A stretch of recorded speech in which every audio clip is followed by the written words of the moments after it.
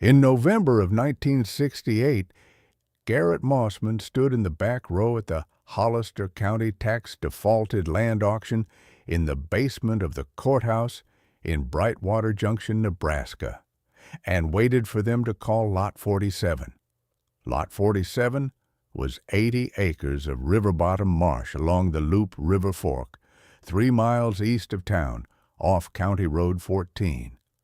The land had defaulted on taxes in the spring of 1967 after the previous owner, a man named Tibbetts, dead 9 months, left no heirs and no will. The county had carried it on the rolls at $560 of unpaid back taxes for 18 months, and now wanted it gone. The auctioneer, a thin man in a brown wool jacket, had already called Lot 46 and Lot 45, and nobody had bid on either. The room held maybe 20 men.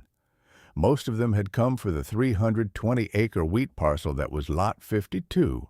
Lot 47, the auctioneer said, 80 acres, river bottom, west of the Loop Fork, mixed marsh and seasonal wetland, opening at $7 an acre, $5.60 for the parcel. Howard Pickett, the county's 38-year-old agricultural extension agent, stood by the door in his tan slacks and blue button-down with the tan necktie pulled half loose, holding a clipboard with the county seal stamped in the upper corner. He laughed out loud. The laugh carried. $7, Howard said to the man beside him, loud enough for half the room to hear. $7 an acre swampland nobody can plow. They ought to pay somebody to take it. A few of the men chuckled. Garrett Mossman raised his hand. $5.60, Garrett said. The auctioneer looked up. The room went quiet. Howard turned, saw who had bid, and laughed again, louder this time. "Mossman," Howard said, shaking his head, "you're 70 years old?" 64, Garrett said. 64, then? And you want to buy a swamp? Garrett did not answer. He stood at the back of the room in his faded canvas work jacket and his silver wire-rimmed glasses, and he held his pioneer seed corn ball cap in both hands at his waist, and he said nothing more. The auctioneer waited 8 seconds for another bid. None came. "Sold," the auctioneer said. "Lot 47 to Mr. Mossman, $560. 3 days later, on a cold blue morning with frost still on the cattails, Garrett Mossman walked the 80 acres for the first time as the man who owned them. He carried a hand-drawn map folded in quarters in his coat pocket, a brass and walnut surveyor's hand level on a leather strap, and a 1923 Iowa State College Extension Bulletin numbered 91, titled Subsurface Tile Drainage of River Bottom Wetland in the Lowest Plains. His uncle Eldon Mossman, dead in 1961, had kept the bulletin in a tin biscuit box on the top shelf of the milkroom for 38 years. Garrett had read the bulletin 7 times. The 80 acres were not, he had decided, a swamp. They were a misread floodplain. 60 of the 80 acres were silted bottomland that had not been drained because nobody since 1923 had cared to drain it. The lower 20 acres along the river bend were genuine wetland, cattail, sedge, standing water in May, dry by September, and Garrett had no intention of draining them. The bulletin on page 14 said the worst mistake a bottomland farmer could make was to drain the lowest lying portion of a marsh complex. The lowest 20 was the relief valve. Drain it, and the river took the rest in any high-water spring. He stood at the fence line that morning and looked across the 80 acres for almost an hour.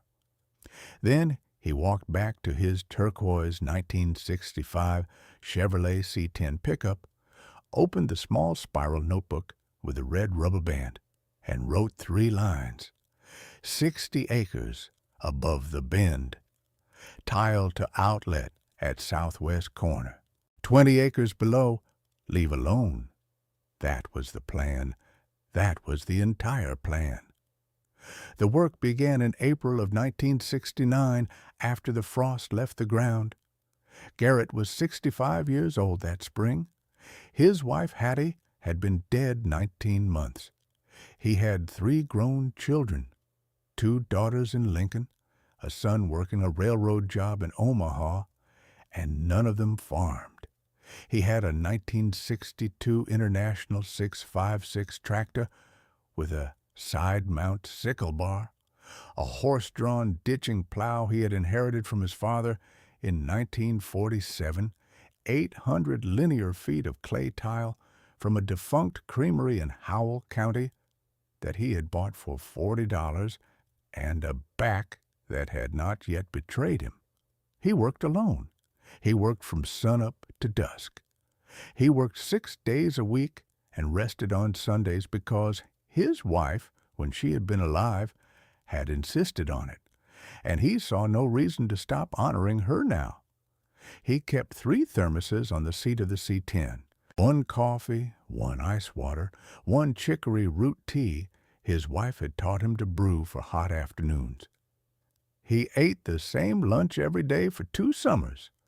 2 slices of buttered bread, a piece of hard cheese, a yellow apple, out of a tin lunch pail set on the running board of the truck. The pail had belonged to his father in 1934. The yellow apple came from a single tree behind the small frame house in Brightwater Junction that bore, in a good year, 240 apples on a 38-foot canopy. The hand-cut tile drains went in across the upper 60 acres on a grid pattern Garrett had laid out from the 1923 Bulletin's diagram on page 22. Lateral lines every 60 feet, running north-northwest to south-southeast on a fall of 0.2%. 2 inches of drop for every 100 feet of run. Main collector running diagonally across the field to a free outlet at the southwest corner, where the bottomland gave way to higher ground. 38 separate lateral lines, each one a hand-dug trench, 3.5 feet deep, the tile laid by hand, the joint staggered, the trench backfilled with gravel for the first 6 inches of cover and topsoil for the rest. Along the rising fringe between the upper 60 and the lower 20, Garrett seeded a 14-foot wide buffer strip of buffalo grass, Botlua dactyloids, at the rate of 3.5 pounds of pure live seed per acre on the recommendation of page 19 of the bulletin to stabilize the silty transition zone against any rain event scour. The buffalo grass came up patchy in 1969 and thick by the second summer. By 1971, it was a continuous blue-green ribbon along the fringe, holding the soil column in place through every storm the river bottom threw at it for the next 31 years.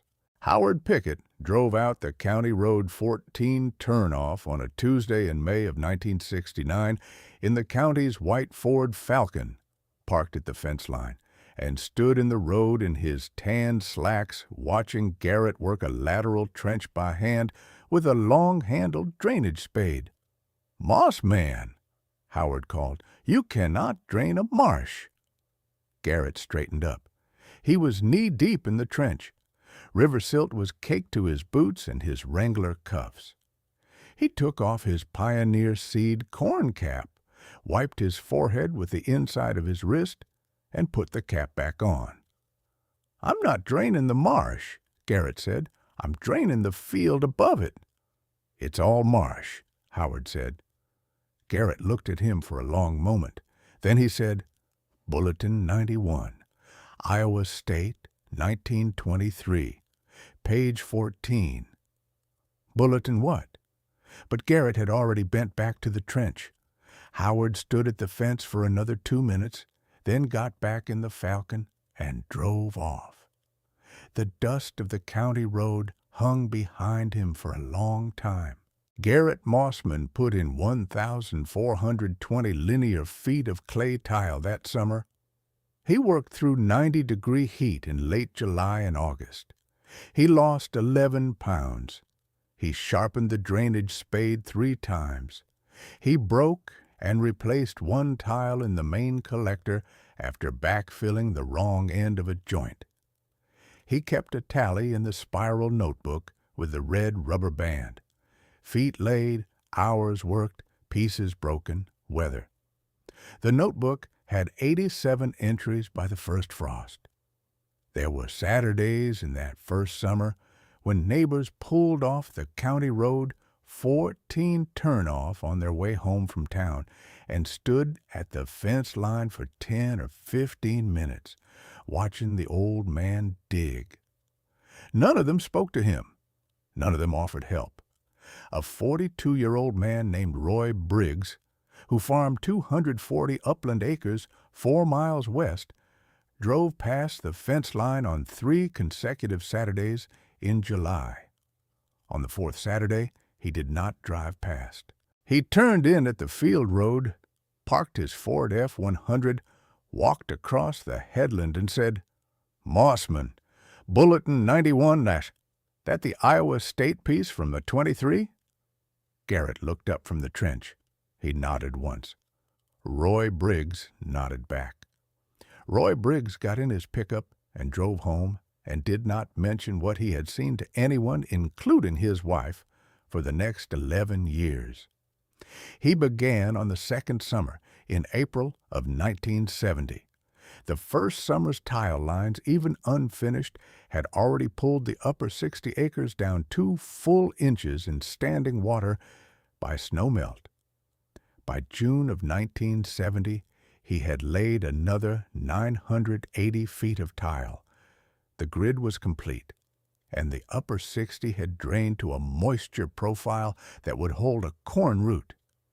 He planted 40 acres of dent corn, a Pioneer 3306 hybrid suited to bottomland silt, in the second week of June 1970.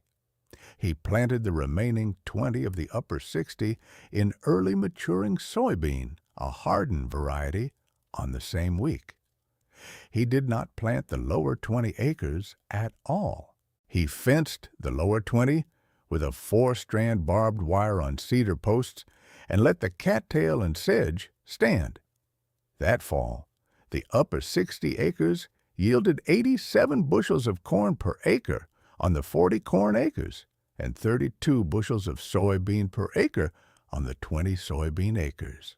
The county average for bottomland in 1970 was 71 bushels of corn and 27 of soybean. Garrett ran the numbers in pencil on the back of an envelope on his kitchen table on the night of October 9th, 1970, and the envelope sat under the salt shaker for a week before he threw it away. He had cleared $4,140 above seed, fuel, and tax. On land Howard Pickett had told a courthouse basement to laugh at 23 months earlier. But Garrett Mossman did not laugh and did not say anything to anybody. He bought a second-hand grain drill in November of 1970 for $620. He bought 240 feet of additional clay tile in March of 1971 for shoring up the main collector outlet. He bought a hand-cranked auger and 30 feet of 1-inch galvanized observation pipe to set as a permanent water table monitor at the southwest corner outlet.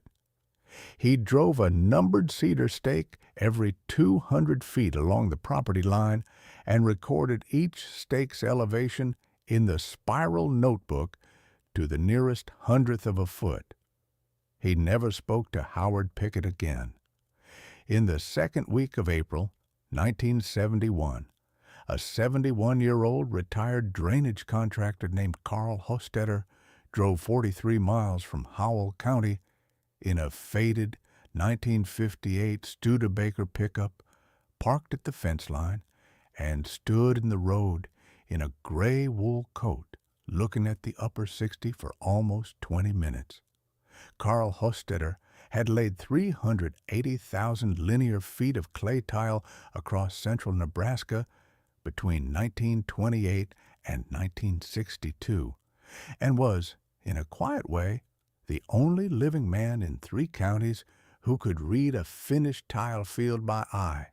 When Garrett Mossman walked over to the fence, Carl Hostetter said one sentence. "You laid the laterals on a fall of 2/10." Garrett said, "Yes." Carl Hostetter nodded twice and got back in the Studebaker and drove home, and Garrett would not see him again for 19 years. The first sharing began in the spring of 1971, and it began for the same reason most things on a farm begin, because somebody else was in trouble. Otis Cutler farmed 110 acres on the upland 3 miles north of Garrett's bottomland. In April of 1971, a hailstorm destroyed Otis's seed corn in the bag in his unheated machine shed. The roof had failed in a wind shear the night before, and 600 pounds of seed corn had soaked in standing water for 9 hours and gone moldy. Otis was 58. He had 3 children. He had no money to replace the seed and no credit at the co-op until the previous fall's note was paid down. Garrett Mossman had bought 200 pounds extra of his Pioneer 3306 hybrid that spring because he had learned in 1969 to buy more of everything than he thought he needed. He drove the 1965 Chevrolet C10 up to Otis Cutler's place on a Wednesday morning. He carried a brown paper sack of seed corn, 100 pounds in 8-pound paper bags, across the gravel drive and set it on Otis's back porch. He did not knock. He left a note in pencil on the back of an envelope. "For your back 40. Pay me in soybeans next October, if the year is kind. G.M." It was the first transaction, the first of many. Otis Cutler paid Garrett back in November of 1971. 18 bushels of soybean hauled in the bed of Otis's own pickup, dumped in Garrett's grain shed without ceremony. The 2 men stood on the gravel drive afterward and did not speak for almost 3 minutes. Then Otis said, "Bulletin 91? Garrett looked at him. "Howard told the whole feed store," Otis said. He thought it was a joke. Garrett nodded once. Otis got in his pickup and drove home. By the end of 1973, Garrett Mossman was carrying 7 families: Otis Cutler, Vernon Hollis, Roy Briggs, Stanley Holt, Ernest Calloway, the widow Pearl Denton on the old Denton place, and a young couple named Lyle and Ruth Hutchinson, who had taken over Lyle's father's 80 acres on the upland with a $14,000 mortgage they could not service in a wet year. He carried them in different ways. Sometimes seed, sometimes silage corn at half the co-op rate. Once, in the spring of 1974, an emergency 60-bushel loan of soybean to Roy Briggs, whose own seed was rotted by a basement leak. Once, in November of 1975, $300 cash slid across a kitchen table to the widow Pearl Denton, with no word about repayment.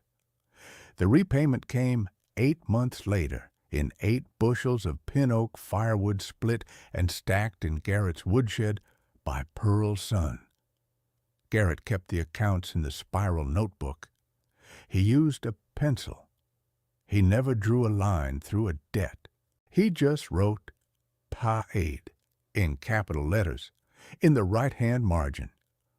By the close of 1975, the notebook ran 184 entries: seed loans, equipment lends, 3 small cash advances under $400, 2 emergency feed corn deliveries to the Briggs place during a January blizzard, a 5-gallon can of diesel walked across a frozen pasture to a stalled Alice Chalmers tractor on the Hutchinson place on a 14-degree night in February of 1973.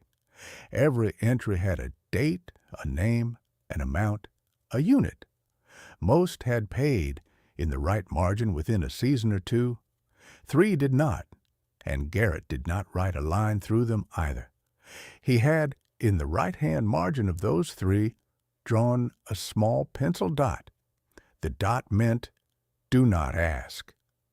The 3 were the widow Denton, a 39-year-old man whose wife was dying of cancer in Lincoln, and an 80-year-old neighbor whose son had drowned in the Loup River Fork in 1962 and had never come back from it. The drought came in June of 1976. It came on a high-pressure system that camped over the Central Plains for 43 consecutive days.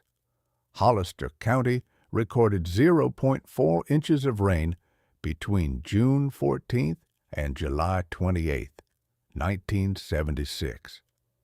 The county average for that window was 5.8 inches. The soybeans on the uplands curled and pinched off at the 3rd trifoliate stage. The dryland corn tassel fired and aborted ear shoots across half the county. By the 2nd week of July, Howard Pickett was running emergency moisture readings on county fields and recommending that producers consider haying their corn for forage rather than waiting on a grain harvest that would not come. On Garrett Mossman's 80 acres, the upper 60 held. The tile had inverted itself in a sense. In a wet year, the tile carried water out of the field.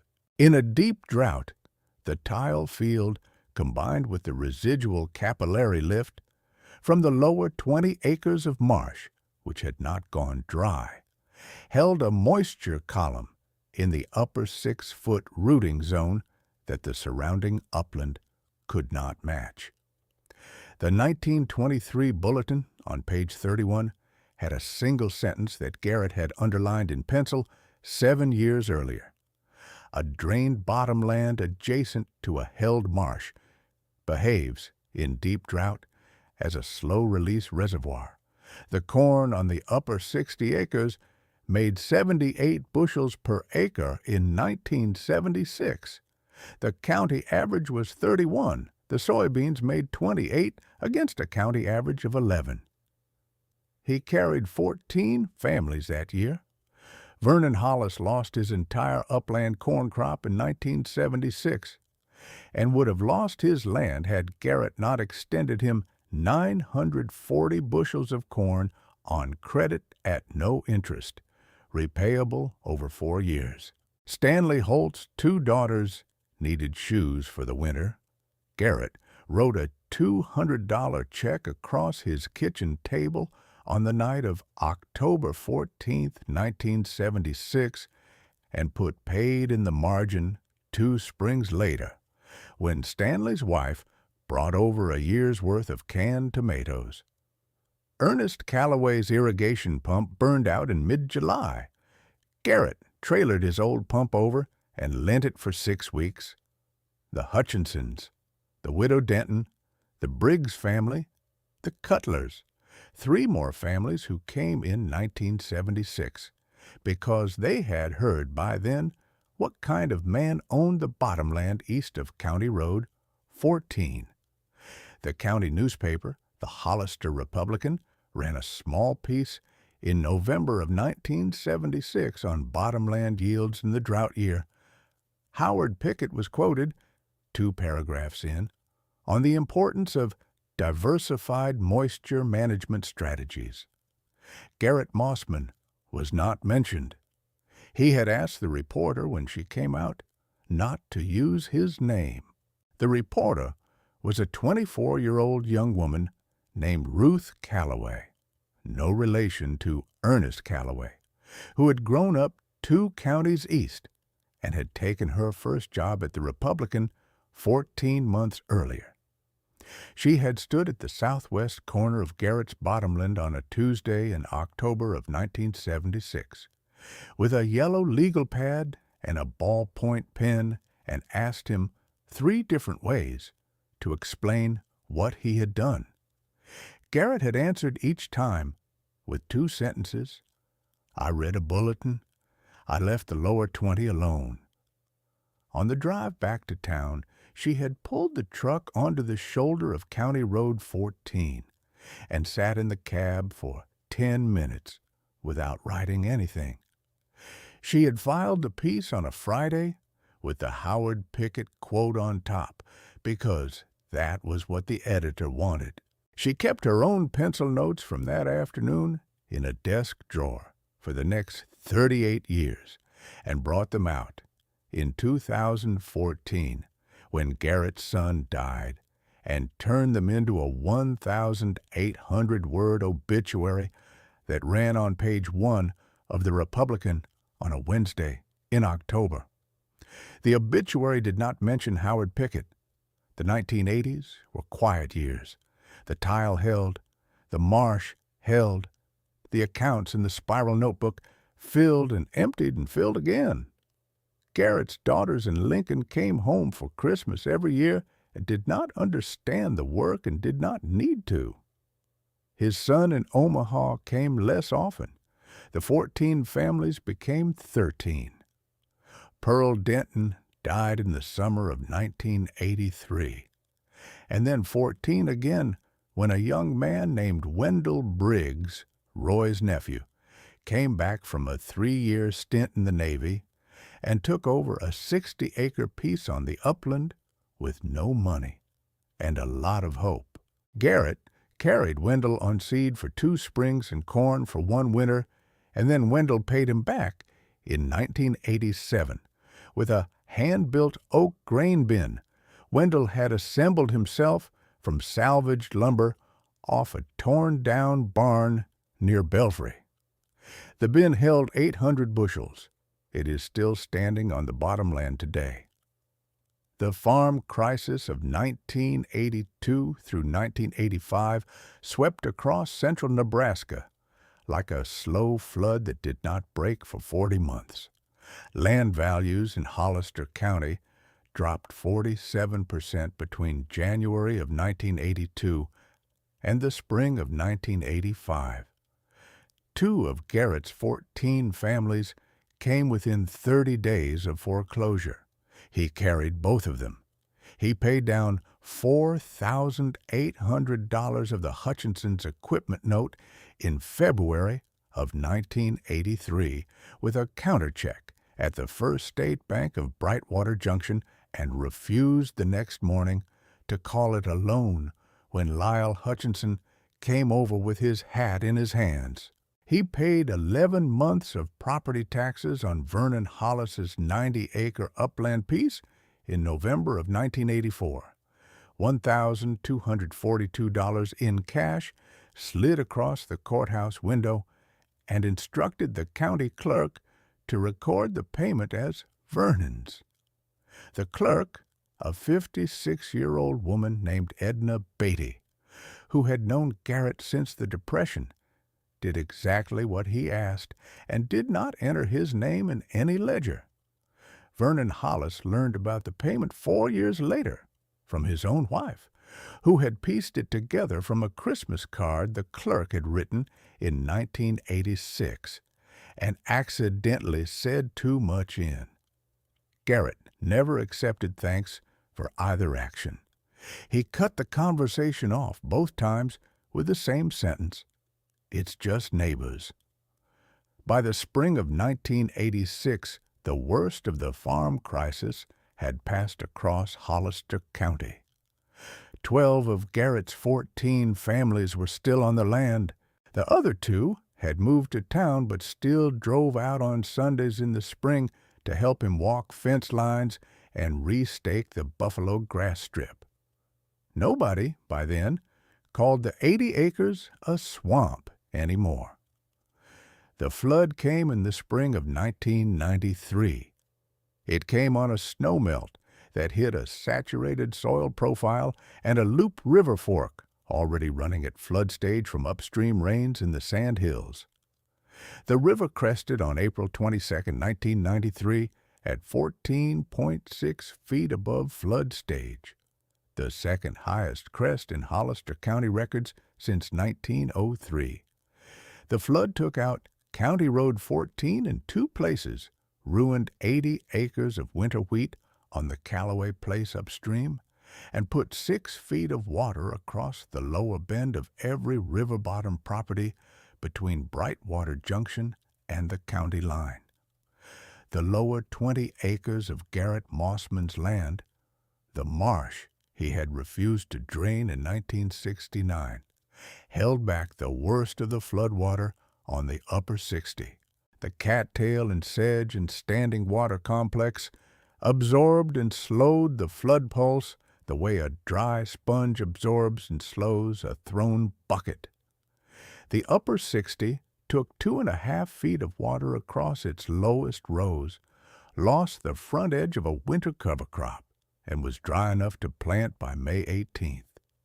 Every other bottomland farm on that stretch of river lost the planting season entirely.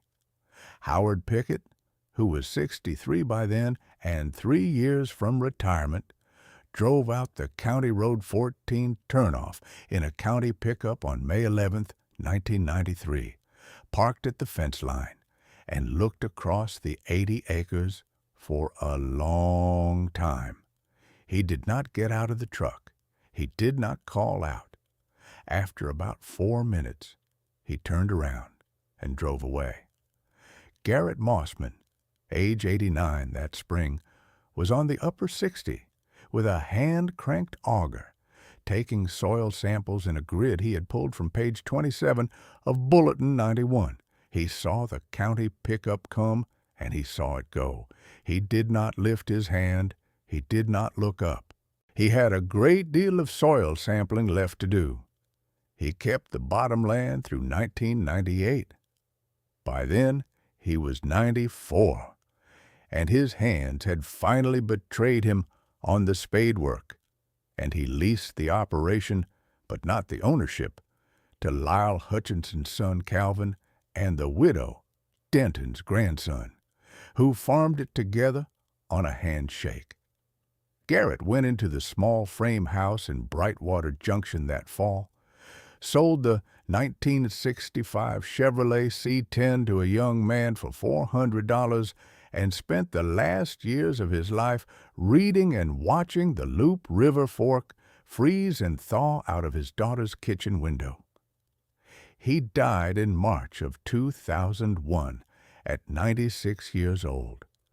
The 80 acres passed to his son, who could not farm it from Omaha, and leased it again.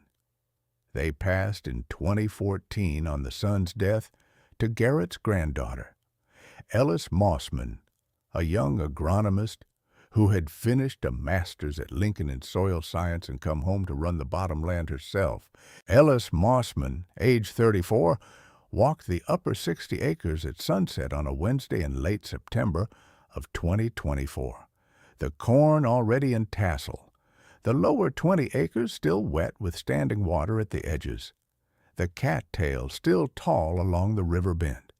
She wore a faded green John Deere cap, a soft blue plaid flannel over a white tee, faded Wranglers, scuffed brown work boots. Her grandfather's old brass and walnut surveyor's hand level was clipped to her belt on a leather loop. The 1962 International 656 was still in the machine shed, restored. The hand-built oak grain bin Wendell Briggs had given Garrett in 1987 still held 800 bushels. In the back pocket of the Wranglers, folded in quarters, was the spiral notebook with a red rubber band. Inside the notebook, in the hand of a 64-year-old man on a cold blue November morning in 1968, were 3 lines in pencil: 60 acres above the bend. Tile to outlet at southwest corner, 20 acres below. leave alone. Below that, in a different hand, younger, finer, the pencil sharper, was a note from 2024, crop year 2024, upper 60, 192 bushels per acre dent corn, lower 20, leave alone. EM. The bottomland had fed 14 farming families through 3 droughts and 2 flood years across 30 consecutive harvests from 1970 through 2000. It had held its ground through one extension agent's mockery in 1968, through a 43-day drought in 1976, through a 14-foot flood in 1993, through the death of its first owner in 2001 and the death of his son in 2014. It had been read correctly in 1968 by a man who had read a county extension bulletin published 45 years before he bought the land. Some knowledge doesn't get louder when the world doubts it. It just waits.